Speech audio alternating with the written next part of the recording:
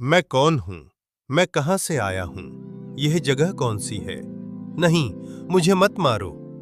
आरव वर्मा बुरी तरह छटपटाता हुआ नींद से जागा और बिस्तर से लुढ़क कर सीधे फर्श पर गिर पड़ा। उसका सिर जोर से जमीन से टकराया और मुंह फर्श से जा लगा। साला! वह दर्द से कराहते हुए उठा, माथे पर उगरी सूजन को छूते हुए बड़बड़ाया। फिर वही सपना। 1 साल से हर रात वही सपना। वह पानी के डिस्पेंसर से गिलास भरता है और एक ही सांस में पी जाता है। सीने में जमी घुटन थोड़ी ढीली पड़ती है। सोफे पर बैठकर वह सपना याद करने की कोशिश करता है। चारों तरफ अंधेरा, काले कपड़ों में कुछ लोग उसका पीछा कर रहे हैं और अंत में वह किसी ऊंची चट्टान से नीचे गिर रहा है।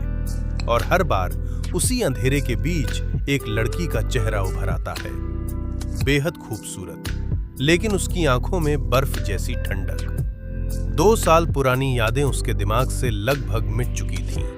बस यही टुकड़े बचे थे, पीछा, हमला और वो लड़की। सुबह के 6 बज चुके थे। जयपुर की हल्की ठंडी हवा खिड़की से अंदर आ रही थी। आरव ने सस्ता सा एडिडास ट्रैक सूट पहना और कॉलोनी के पार्क में दौड़ने निकल गया। पसीने में भीगकर जब वह 7 बजे घर लौटा, उसे लगा सब सामान्य है। लेकिन जैसे ही वह घर के अंदर घुसा, उसके कदम ठिठक गए। हवा में कुछ अजीब था। 1 साल तक भागते भागते उसकी इंद्रियां असामान्य रूप से तेज हो चुकी थीं। उसने धीरे से पैर जमीन पर दबाया। नजर सोफे पर, कुर्सियों के पीछे, बिस्तर के नीचे, सब शांत। वह थोड़ा आगे बढ़ा ही था कि ऊपर से तेज सफेद चमक बिजली की तरह उसकी ओर गिरी। आरव बिना सोचे आगे लुढ़का, कमर से 2 सैन्य चाकू निकाले और सामने रोक लिए। उसकी आंखें फैल गईं। तुम? कमरे के बीचों बीच काले लेदर सूट में एक लड़की खड़ी थी, काव्या। उसके हाथ में आधे चांद जैसा मुड़ा हुआ धारदार हथियार था। आंखें ठंडी, निर्दयी। अच्छा है, उसने धीमी आवाज में कहा। अभी तक मुझे भूला नहीं। आरव ने गहरी सांस ली। काव्या, 1 साल हो गया। कब तक मेरा पीछा करोगी? मैंने कहा था ना, वो बस एक गलतफहमी थी। गलतफहमी? उसकी आंखों में आग भड़क उठी।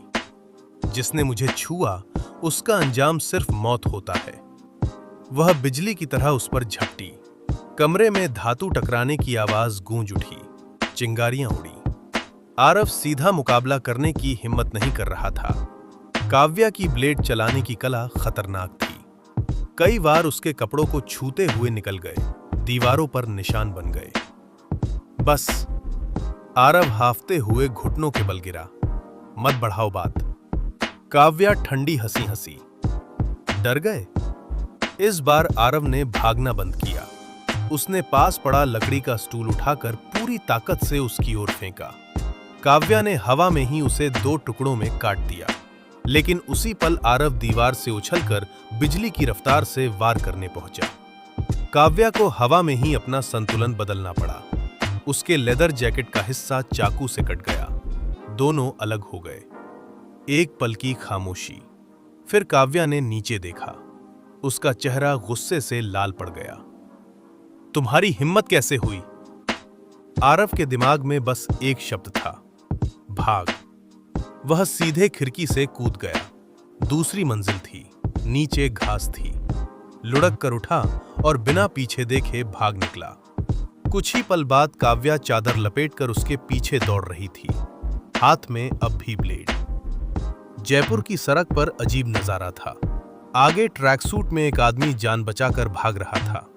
पीछे चादर में लिपटी लड़की हथियार लहराते हुए दौड़ रही थी। लोग रुक कर देखने लगे। लवर्स का झगड़ा लगता है। अरे फिल्म चल रही है क्या? आरव हांफते हुए चिल्लाया। काव्या, कसम से जानबूझकर नहीं हुआ था।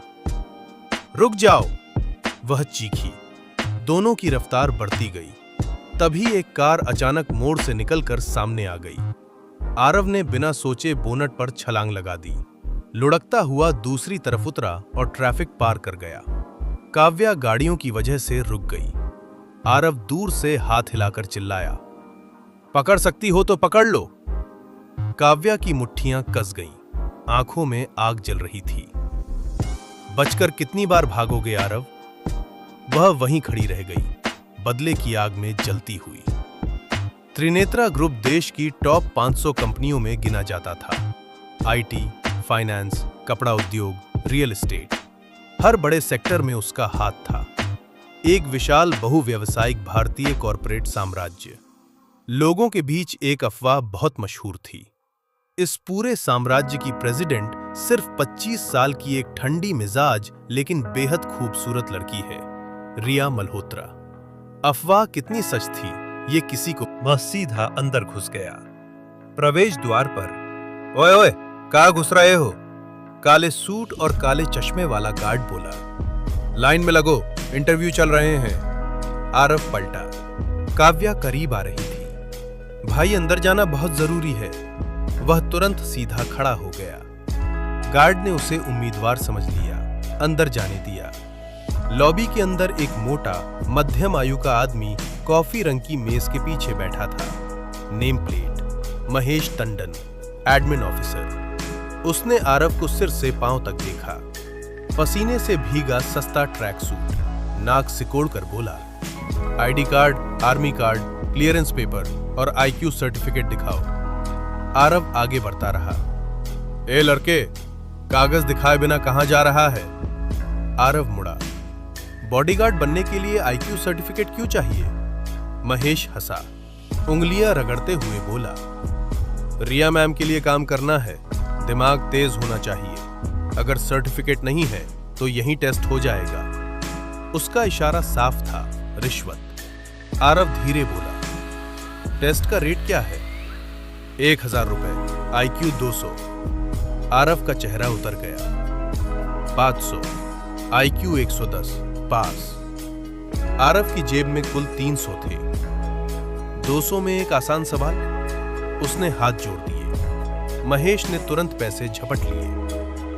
चल सुन, गौतम बुद्ध और यीशु मसीह में सबसे बड़ा फर्क क्या है? आरव मुस्कुराया। एक के बाल घुंघराले, दूसरे के सीधे। महेश कुछ समझ नहीं पाया। आरव अंदर निकल चुका था। अरे, ये दोनों अलग थे क्या? महेश बुदबुदाया। अंदर ट्रेनिंग हॉल, बड़ा gymnasium, punching bag, mat, fighting gear. एक तरफ काले सूट पहने प्रशिक्षित सिक्योरिटी स्टाफ खड़ा था। बीच में डेस्क के पीछे बैठी थी रिया मल्होत्रा, ठंडी, संयमित, प्रोफेशनल सूट में, नजर ऐसी जैसे सामने वाले का दिमाग पढ़ ले। Candidate number 33? उसने पूछा। आरव सीधा खड़ा हो गया। जी।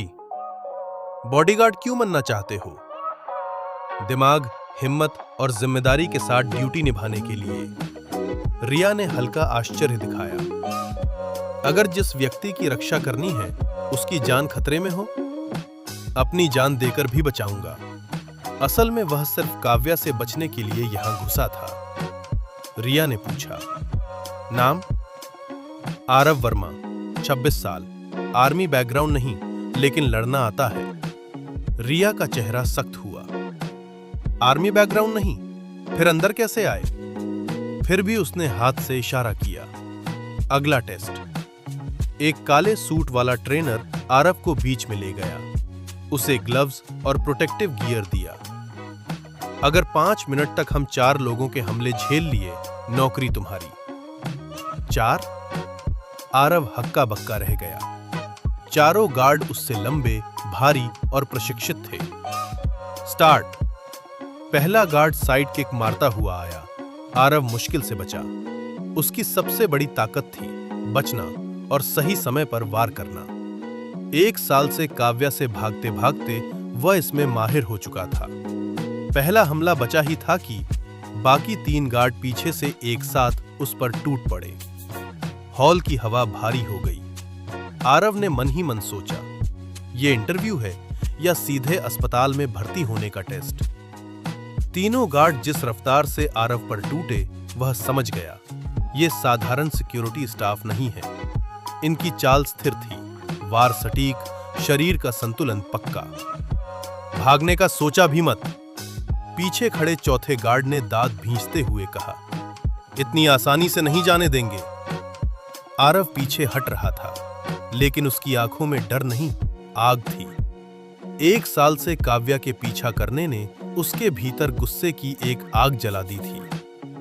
अगर उस लड़की से बच सकता हूं तो तुम चारों क्या चीज हो, वह बुदबुदाया। उसने अचानक घूमकर पीछे वाले गार्ड पर धावा बोला। गार्ड चौंक गया। उसे उम्मीद नहीं थी कि आरव हमला करेगा। उसने पैर से तेज वार किया, लेकिन आरव हवा में उछला, उसके पैर को हाथ से धक्का दिया और उसी बल का सहारा लेकर ऊपर उठ गया। अगले ही पल धड़ाम, उसका साइड किक गार्ड के कंधे पर जोर से पड़ा। गार्ड जमीन पर गिर पड़ा। बाकी तीनों गार्डों की आंखों में गुस्सा भर गया। गिरा हुआ आदमी उनका टीम लीडर था। अब बात सिर्फ इंटरव्यू नहीं रही, अब यह अहंकार की लड़ाई बन चुकी थी। तीनों ने एक साथ घेरा डाल लिया। आरव ने मुस्कुराकर दस्ताने कस लिए। आओ, असली ताकत दिखाओ। तीनों झपटे। एक ने मुक्का मारा, आरव झुका। दूसरे ने पकड़ने की कोशिश की, वह फिसल गया। तीसरे ने घुटना चलाया, आरव ने पकड़कर मोड़ दिया। 3 सेकंड, एक गिरा। दूसरे की नाक पर मुक्का, खून बह निकला। तीसरा गुस्से में पागल हो गया। कायर, भाग मत। आरव हंसा। ठीक है, अब नहीं भागूंगा। रिया ने दांत भींच लिए। उसे ये लड़का बिल्कुल पसंद नहीं था, लेकिन फैसला हो चुका था। उसी समय ग्लोबल टावर के बाहर सड़क किनारे एक काली बाइक रुकी। हेलमेट उतरा, लंबे बाल हवा में लहराए। काव्या। उसने इमारत की ऊंचाई की तरफ देखा। होठों पर हल्की मुस्कान आई। तो तुम यहां छुपे हो, आरव? उसने बाइक स्टार्ट की। ठीक है, खेल अब दिलचस्प होगा। अध्याय समाप्त। हुक। अगली सुबह आरव की नई नौकरी शुरू होगी। उसे नहीं पता, जिस लड़की की सुरक्षा की जिम्मेदारी उसे मिली है, उसकी जान के पीछे जो लोग पड़े हैं, उन धागों में उसका खोया हुआ अतीत भी जुड़ा है। और काव्या अब सिर्फ पीछा नहीं कर रही, अब वो इंतजार कर रही है सही वार का। राजेंद्र मल्होत्रा बात करते हुए बीच बीच में रिया की ओर देख रहे थे। रिया की आंखों में अब भी गुस्सा सुलग रहा था। वो आरव को घूरते हुए बोली, अब जब तुम त्रिनेत्रा ग्रुप में शामिल हो चुके हो, तो तुम्हें कंपनी के नियमों का पालन करना होगा। आज से तुम आधिकारिक रूप से बॉडीगार्ड हो और एक बॉडीगार्ड की जिम्मेदारियां निभानी होंगी। आरव ने ढीले अंदाज में जवाब दिया, हाँ समझ गया।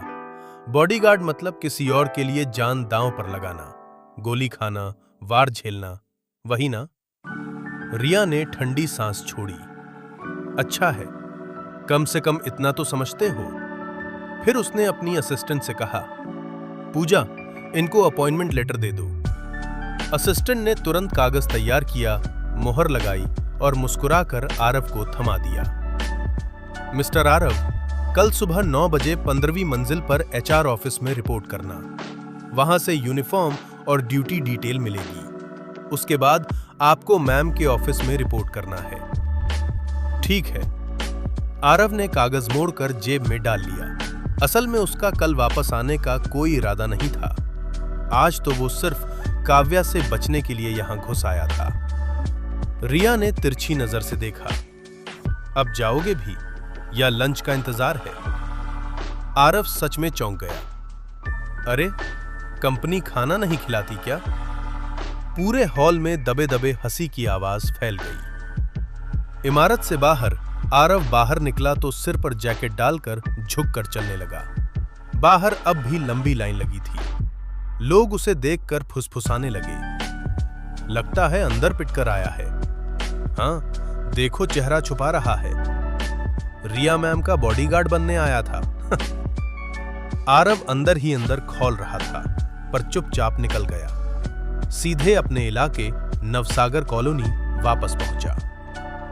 घर पर कमरा अस्त व्यस्त था। वो फ्रिज से बियर निकालता है, लंबा घूंट भरता है और सोफे पर धम से गिर जाता है। खिड़की से धूप अंदर आ रही थी।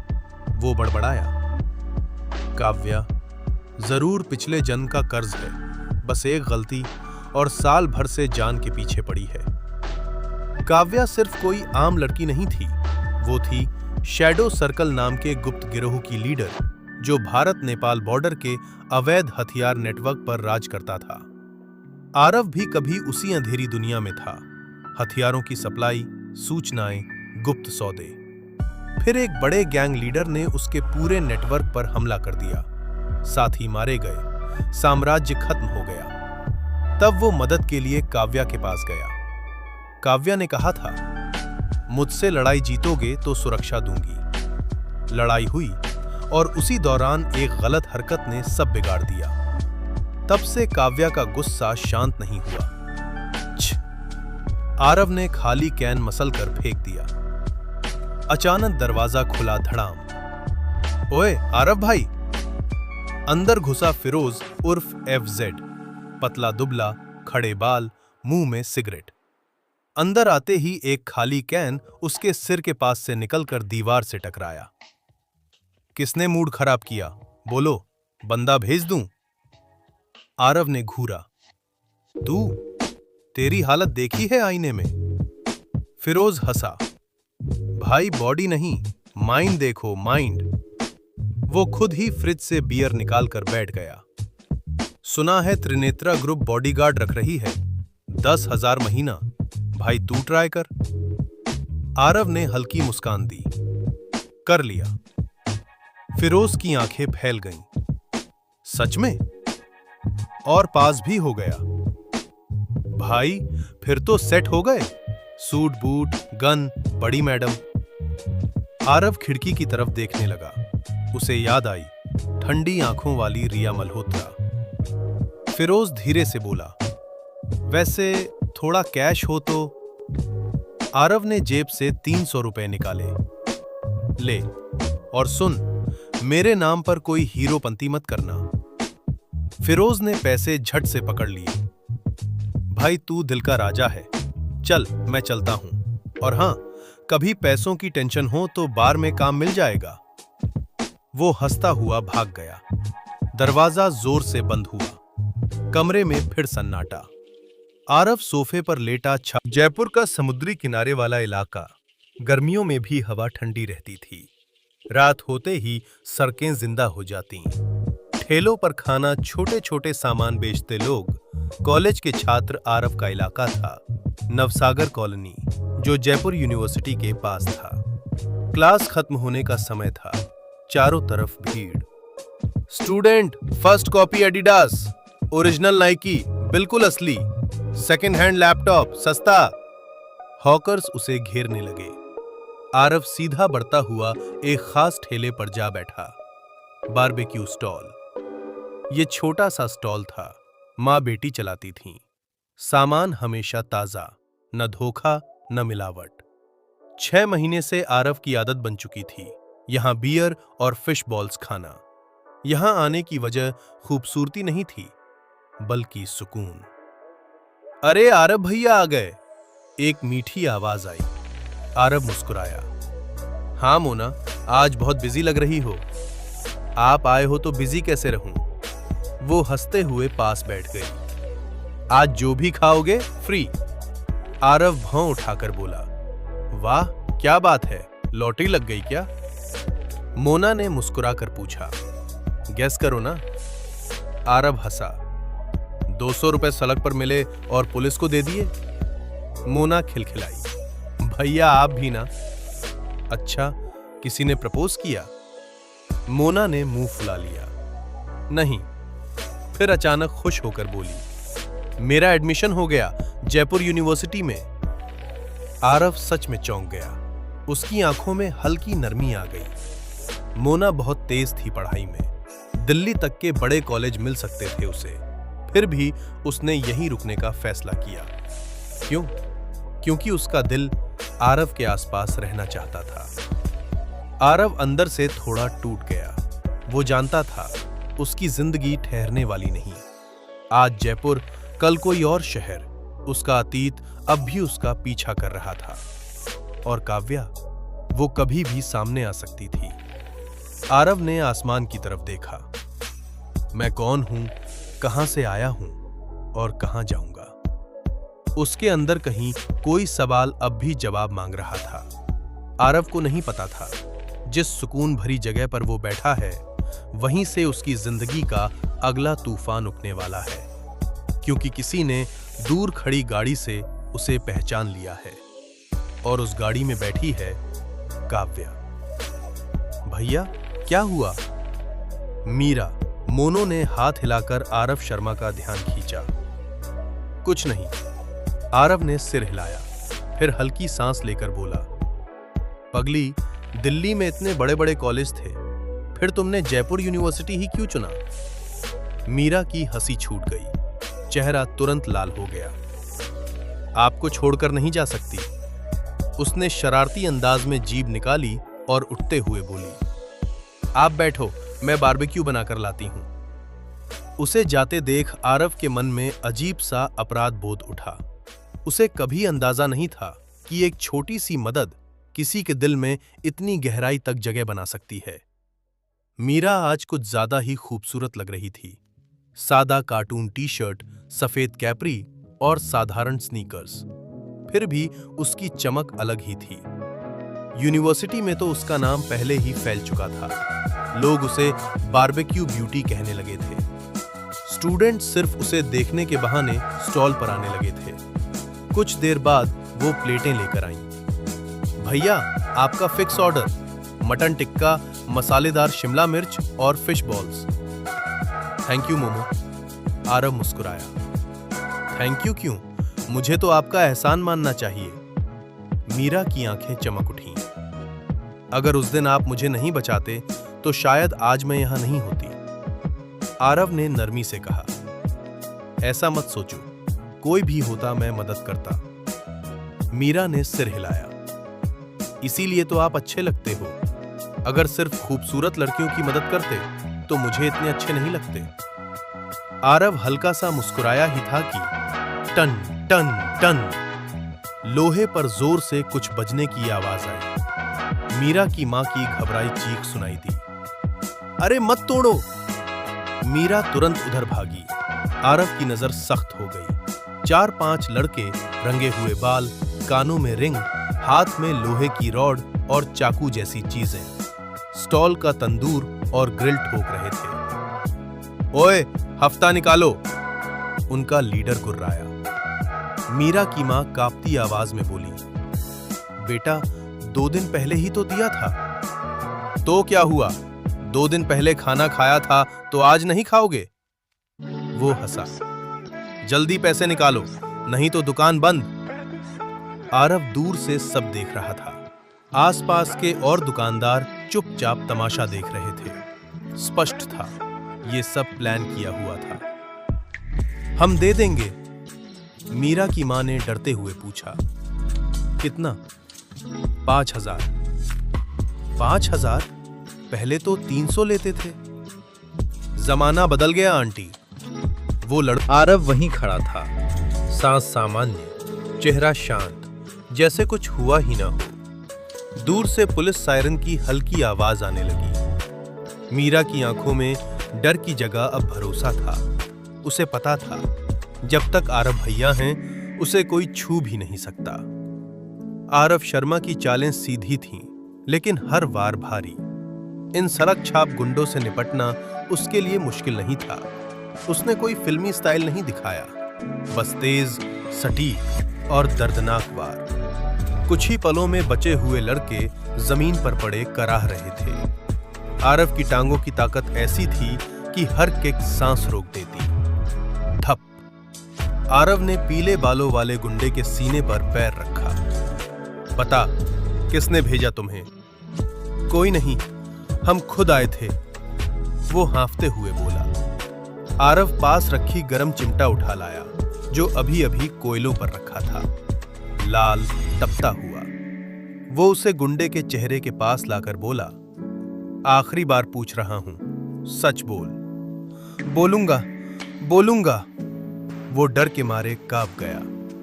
उसी समय भीड़ को चीरते हुए कुछ लड़के अंदर आए। अरे आरव भैया, आवाज आई। आरव ने देखा विक्रम उर्फ विकी चौहान। अरे तू? आरव चौंका। विकी ने जमीन पर पड़े गुंडों को देखा और गुस्से से बोला, ये तो वही हरामी लोग हैं। वो पास आकर धीरे से आरव के कान में कुछ बोला। आरव की नजर तुरंत सड़क के उस पार वाले स्टॉल पर गई। वहां खड़ा था मोटा राकेश, पड़ोस का बारबेक्यू वाला। वो नजर मिलते ही पीछे हट गया। साफ था, मीरा के स्टॉल की बढ़ती भीड़ उससे देखी नहीं गई। उसने ही इन गुंडों को पैसे देकर यहां भेजा था। भैया आप रहने दो, ये मामला हम संभाल लेंगे, विकी ने छाती ठोकते हुए कहा। उसके पीछे उसके 2-3 छोरे खड़े थे और सबसे पीछे एक दुबला पतला बच्चा, गले में लाल स्कूल रुमाल बांधे। भैया टेंशन मत लो, वो बोला, हम हैं ना। आरव हंसी रोक न पाया। अबे तू दूध पीता बच्चा है, पास खड़े एक आदमी ने मजाक किया। अरे ये तो अभी नर्सरी में होगा। लाल रुमाल वाला बच्चा तुरंत बोला, अंकल मैं बहुत खतरनाक हूं, मुझसे पंगा मत लेना। भीड़ हंस पड़ी। विकी ने उसके सिर पर हल्की चपत मारी। चुप बे, ज्यादा हीरो मत बन। सॉरी भैया। वो तुरंत सीधा हो गया। आरव ने सिर हिलाया। ठीक है विकी, देख ले, लेकिन ज्यादा बवाल मत करना। इतने में दूर से पुलिस सायरन सुनाई दिया। पुलिस का आगमन 2 पुलिस गाड़ियां आकर रुकी। एक महिला इंस्पेक्टर उतरी, चेहरा सख्त, चाल तेज। किसने फोन किया? मैंने, मीरा बोली। ये लोग जबरन पैसे मांग रहे थे और तोड़ फोड़ कर रहे थे। इंस्पेक्टर ने जमीन पर पड़े गुंडों को देखा। इनकी ये हालत किसने की? आरव कुछ बोलता उससे पहले विकी बोला, मैडम मैंने। आरव ने उसे देखा। विकी ने हल्की आंख मारी। आरव समझ गया, वो जानबूझकर उसे बचा रहा था। इंस्पेक्टर ने शक भरी नजर से विकी को देखा, पर उसने मान लिया। ठीक है, तुम थाने चलो। गुंडों को एम्बुलेंस में डाला गया। विकी पुलिस जीप में बैठते वक्त मुस्कुराकर बोला, भैया सब सेट कर देंगे। गाड़ियां चली गईं। शांत रात। अंदर की आग मीरा और उसकी मां बिखरा सामान समेटने लगी। भैया हम आज दुकान जल्दी बंद कर रहे हैं, मीरा बोली। आंखों में हल्की चिंता थी। ठीक है, आरव ने नरमी से कहा। वे दोनों चली गईं। आरव सड़क पार करके सीधे मोटा राकेश के स्टॉल की तरफ बढ़ा। अंदर चल, उसने ठंडे स्वर में कहा। कुछ देर बाद दरवाजा खुला। आरव बाहर निकला, हाथ झाड़ते हुए, चेहरा शांत। मोटा राकेश अंदर कुर्सी पर बैठा कांप रहा था। अब उसे समझ आ गया था, मीरा के स्टॉल की तरफ दोबारा नजर उठाना भी महंगा पड़ेगा। आरव ने आसमान की तरफ देखा। रात शांत थी, लेकिन उसे पता था तूफान अभी खत्म नहीं हुआ, क्योंकि कहीं न कहीं काव्या राणा अभी भी उसे ढूंढ रही थी। उस घटना के बाद आरव शर्मा के पास ज्यादा सोचने का समय नहीं था। वो जल्दी जल्दी सामान समेटकर वापस शिवाजी नगर की अपनी किराए की बिल्डिंग में लौट आया। जेब लगभग खाली थी। उसने पहले तय किया था कि वो अगले दिन टियानिया ग्रुप ज्वाइन करने नहीं जाएगा, लेकिन विकी की बातें, 10,000 महीना मिलेगा भैया, उसके दिमाग में गूंज रही थी। साला 10,000 में आराम से गुजारा हो जाएगा, उसने मन ही मन सोचा। अगली सुबह आरव जल्दी उठा, नहाया, शेव की और पहली बार थोड़ा ढंग से कपड़े पहने। हल्का सा फॉर्मल सूट, पॉलिश किए जूते। आईने में खुद को देखकर बोला, बॉडीगार्ड कम ऑफिस बाबू ज्यादा लग रहा हूं। टियानिया ग्रुप की बिल्डिंग बस 10 मिनट की दूरी पर थी। जैसे ही वो गेट के पास पहुंचा, उसकी आंखें फैल गईं। क्या है? उसने घूर कर पूछा। मैम, मैं नया बॉडीगार्ड हूं। वो उसे ऊपर से नीचे तक देखती है, फिर बोली, अच्छा, फॉर्म भरो। आरव ने झटपट फॉर्म भर दिया। उसे एक आईडी कार्ड दिया गया। इससे अटेंडेंस लगेगी, लेट आए तो सैलरी कटेगी। आरव ने हिचकते हुए पूछा, मैम सैलरी कितनी है? वो मुस्कुराई। ऊपर जाओ, 20वीं मंजिल, खुद मैडम से पूछ लो। आरव के मन में शंका भर गई। 20वीं मंजिल, सीईओ ऑफिस। दरवाजे पर लिखा था मैनेजिंग डायरेक्टर रिया मल्होत्रा। आरव ने धीरे से दरवाजा खटखटाया। अंदर आइए। आवाज ठंडी थी। दरवाजा खुला। आरव जैसे पत्थर का हो गया। वही चेहरा, वही औरत, इंटरव्यू वाली मैडम, वही रिया मल्होत्रा निकली। उसके दिमाग में कल के सारे डायलॉग घूम गए। उसने उनसे बहस की थी, मजाक किया था। मर गया मैं, उसने मन में सोचा। रिया ने सिर उठाकर उसे देखा, आंखों में ठंडी मुस्कान। पहला दिन है तुम्हारा? जी मैडम, आरव हकलाया। सिक्योरिटी डिपार्टमेंट से यूनिफॉर्म ले लो। ऐसे कपड़े पहनकर मेरे साथ मत निकलना, भिखारी जैसे लग रहे हो। आरव को गुस्सा आया, लेकिन दबा गया। जी मैडम, रिया ने ठंडी आवाज में कहा। और हां, यहां हीरोपंती मत दिखाना, ये सड़क नहीं है। आरव मुड़कर बाहर निकल गया। बाहर आते ही बुदबुदाया, ठीक है मैडम, खेल अभी शुरू हुआ है। उसे अंदाजा नहीं था ये नौकरी उसकी जिंदगी का सबसे खतरनाक मोड़ बनने वाली थी।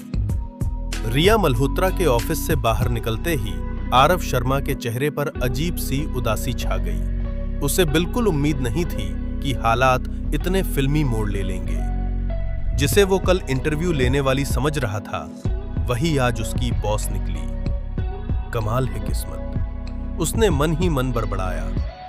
सीधा शेर के मुंह में नौकरी करने आ गया हूं। 20वीं मंजिल से नीचे उतरकर वो सीधे सिक्योरिटी डिपार्टमेंट पहुंच गया।